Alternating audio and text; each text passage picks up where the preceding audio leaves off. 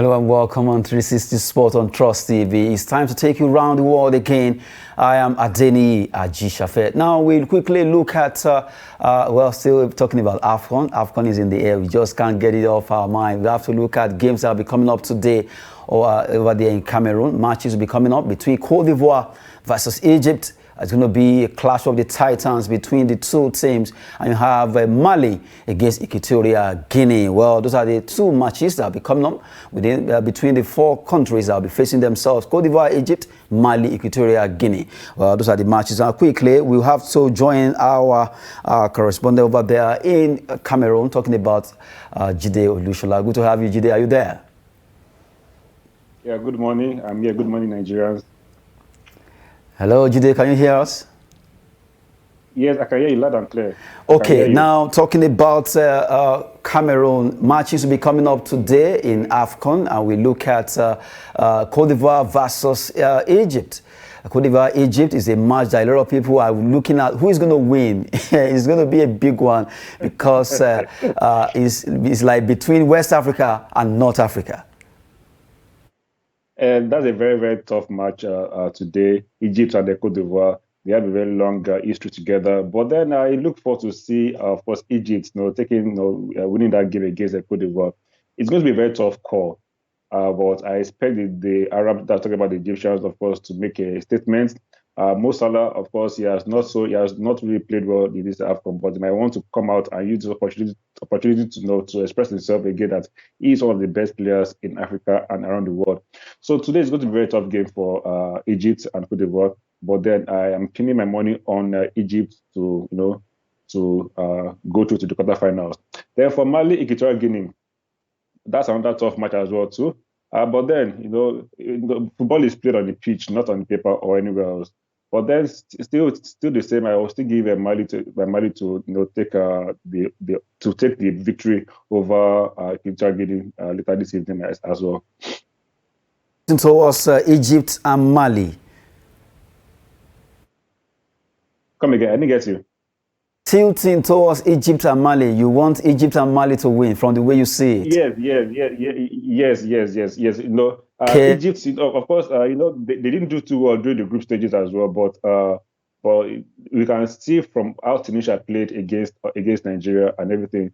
Tunisia were tough in their group, but of course they can won all their 3 games. So they might leave behind their group stage woes. Okay. As it is, Jide, as it is, do you think Hola will be able to save Cote d'Ivoire today? Although you've talked about Salah, all that, but don't you think that Hola can actually spring off surprise for Cote d'Ivoire?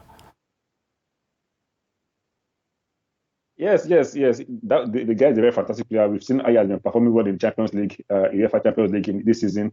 He has scored, I think, close to like 8 goals so far, if I'm not mistaken. And he's done so well for his club. And but then, club football is different from country football. But I still want to pin my money on Egypt. I just don't know why, but I still feel Egypt, maybe because they play a kind of football that is always interesting to watch, though they did not play well during the group stages. But then I expect them to still go ahead and get the victory over Cote d'Ivoire today. You are now from Egypt, I guess. I'm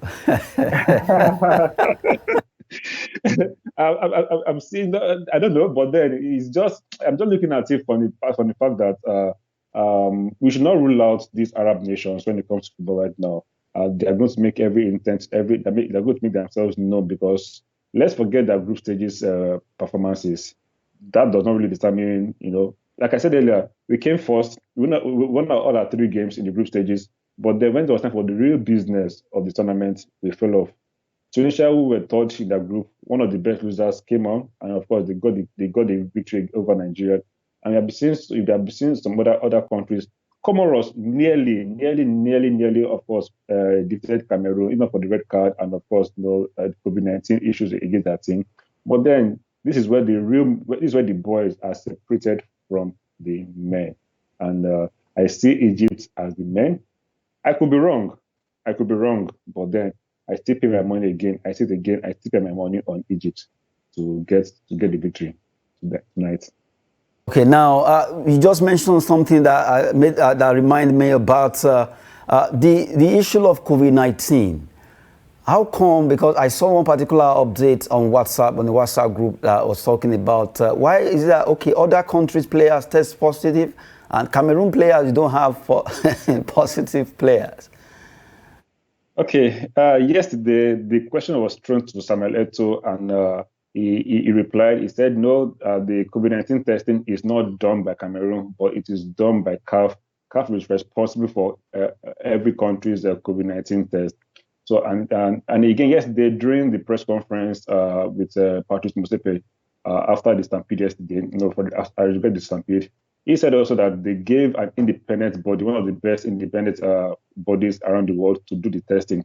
So let's not go along with the flow that probably Cameroon is trying to influence results, to favor them, COVID-19 results to favor them. No, it is not what is happening right now. It's just unfortunate that the players, it happened that the players got the positive.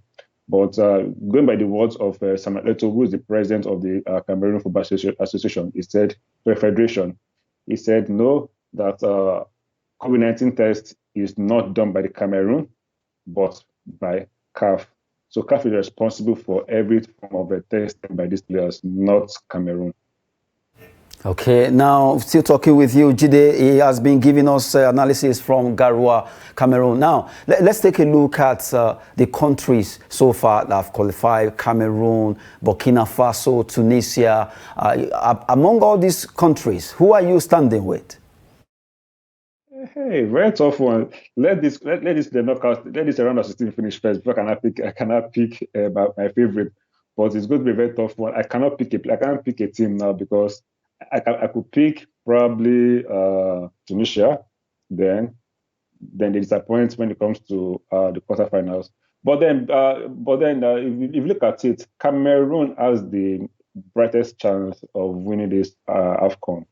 Not because that the home advantage is playing in their favor, but I see a compact team, a very determined team to see that they win the AFCON that they've not won in a very long time.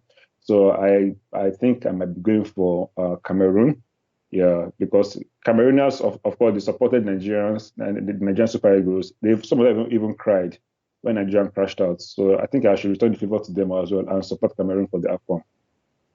Because they cried. Well, that's a good one there. Now, let's look at the issue of CAF. That stampede that happened. How is the reaction from the Cameroonians, the friends and families over there in Cameroon? Okay, right now I'm in Gara, but this happened in Yaoundé, and from what we're able to gather, even from the CAF media channel as well too, a particular gate was locked. A gate that was meant to be open for fans to come in was locked. And we know our fans when they are ready to watch any match. And especially this match was Cameroon versus a Comoros match. So they need to get into the stadium and watch their favorite team play. But then the gate to allow them in was locked. And the question that I asked, who locked the gate or who gave the order for that particular gate to be locked? It was meant to be opened and everything. So unfortunately, about 8 people died, including the 15-year-old boy and all that. And so many people were injured as well too. May the souls of those that died rest in peace. But then it was a very, very unfortunate thing. But then it is not peculiar to Africa alone. I'm sure you can all recall what happened in the Euros finals between England and Italy. How the English fans broke the police barriers and to get it. So we should not pin it on Africa alone, but it happens around the world. But be as it may, it's unfortunate that this happened, and the CAF president has called for suspension of games that will have been played at that Olympic Stadium on Sunday. They'll be moved to another stadium. But then today, right now, they'll be meeting, the CAF executive body will be meeting today, and they will come out with the final position. But the games will still hold, but they'll be played in different stadiums while they try to unravel what caused the stampede during that game on Monday. Okay, there we've been talking with Jude Olushola, who has been analyzing the situation report, giving us a situation report from Garoua, Cameroon, and other places. And now let's still with you, Jude. Now let's look at the AFCON. Now, the organizers, that is Confederation of African Football, are also looking at, okay, I'm bringing you to Nigeria now, our game against Ghana. Our game against Ghana, you know, they were here to inspect MK Abiola Stadium. And the news is that, okay, MK Abiola Stadium will be hosting, CAF approved it, that will be hosting Nigerian Ghana. For the first leg, we'll go to Ghana. Yes. For the second leg, MK Abiola Stadium, do you see us winning after CAF approved that during the inspection? Yeah, thank God the match at home will be second leg, so we can go to Accra or wherever they're playing in Ghana and secure a draw, then come home and get win. But now the Super Eagles players, they are angry. They are very, very sad after their ouster from the AFCON, and they've promised us that's Nigerians that come March in 2 months' time, that we will get that final slot to Qatar 2022. They are condemned. I use that word condemned. They are condemned to get that slot for Nigeria. So I would say that we will defeat Ghana. I know we have a 71-year-old rivalry with Ghana, and we have played a lot of times, both at the senior and junior levels, friendlies, World Cup qualifiers, Nations Cup qualifiers, even Nations Cup itself.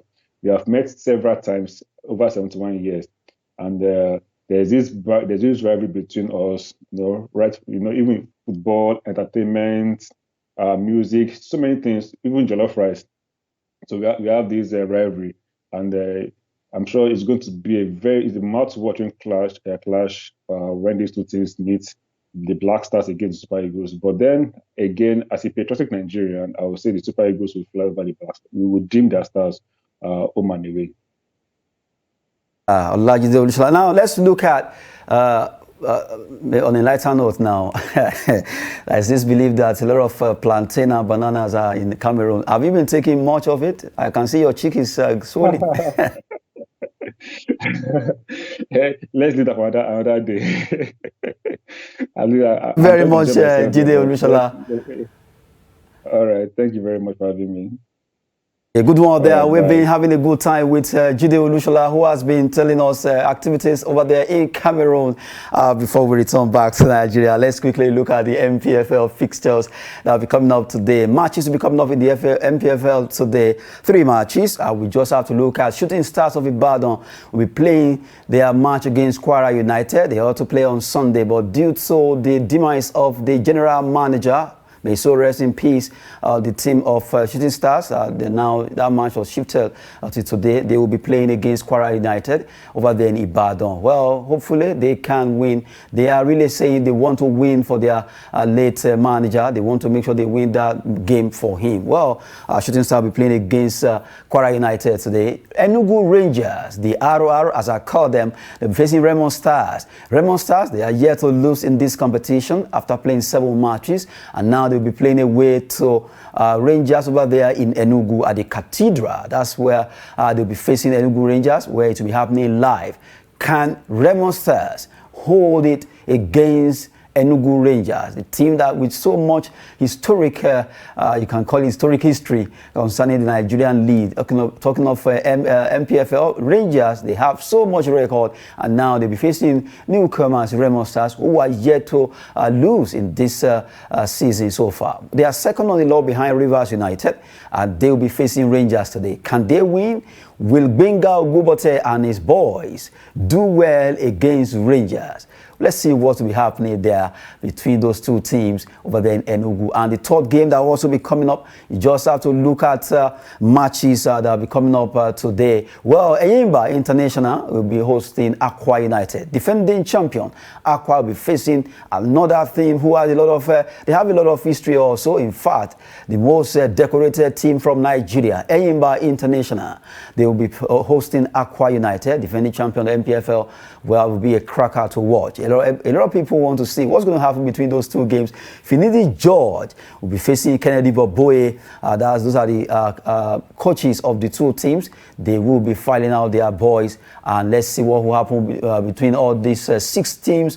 3 matches coming up in 3 different cities in Nigeria today. Shooting Stars, Enugu Rangers, Eyimba at home versus Kwara United, Raymond Stars and Akwa United, who are playing away. Those are the matches coming up today. Let's see who will win, and let's see if Rivers United will continue to be at the top, and if Remo wins, that means they'll be back to the top with extra 2 points. They are trailing. That's football, so unpredictable. Just to look at the MPFL fixtures there quickly as we go on a short break now, quickly to let you have a feel of some MPFL matches.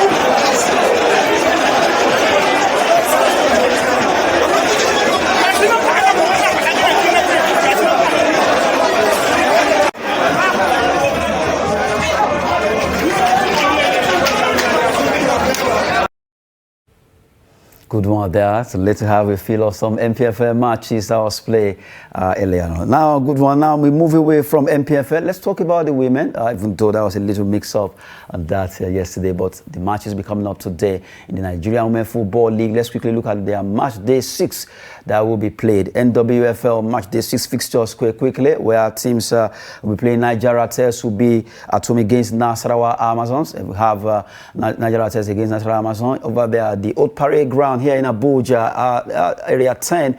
Just go there, support your teams. Nigeria Test versus Nasarawa Amazons will be coming out in Group A. Also in Group A, Adamawa Queens versus Pelican Stars will be at the Pantami Stadium in Gombe. Edo Queens will also be playing against Osun Babes at the Samuel Ogbemudia Stadium, Benin City. Edo Queens facing Osun Babes there. In Group B, you have Delta Queens at home in Asaba Township Stadium against Royal Queens of Warri, while Abia Angels travel to Akure at the Akure Township Stadium against Sunshine Queens in that pecking order, while Bayelsa Queens will be facing Rivers Angels.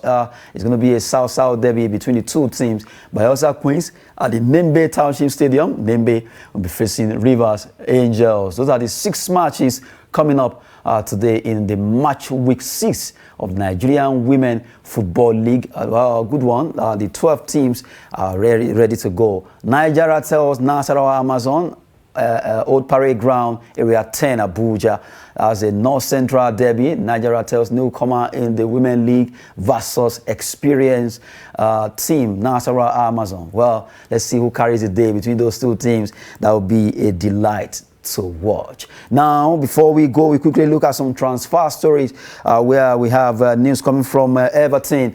Former Porto boss Vitor Pereira closing in on Everton job. News reaching us is that Vitor Pereira right now is getting close to being appointed as the manager of Everton after they sack Rafa Benitez. They want to get another Portuguese, and it's going to be Vitor Pereira. If everything goes well, it will be announced soon. They are really closing in on him, and this man, former FC Porto boss, Vitor Pereira, will do everything possible to justify that he is a better man than Rafa Benitez if he's eventually being signed by Everton. And the last on the log is that Newcastle United are hopeful of signing midfielder Bruno Guimarães. Guimarães is from Brazil. He plays with Olympique Lyon. And now Newcastle are hopeful of signing the midfielder from Lyon. They want to get him to play. He has been generating a lot of interest from Newcastle, although news have it that it was Arsenal that wanted him earlier. But now Newcastle United are really moving faster than Arsenal, and they want to sign the Brazilian from Lyon, a good midfielder who can really distribute the ball. They wanted to get to the middle of the park at the St. James Park to show them those Brazilian style. Well, hopefully he can show them some samba from Brazil, as he's being pursued by Newcastle. And if everything goes well now, he will move to join them from Olympique Lyon, and Newcastle will also be able to dance because they've got a good midfielder in the person of Bruno Guimarães. That does it on 360 Sport on Trust TV. Matches will be coming up in the MPFL today and also in the NWFL. Good to have you once again. I am Adeni Ajishafe. Thanks for watching.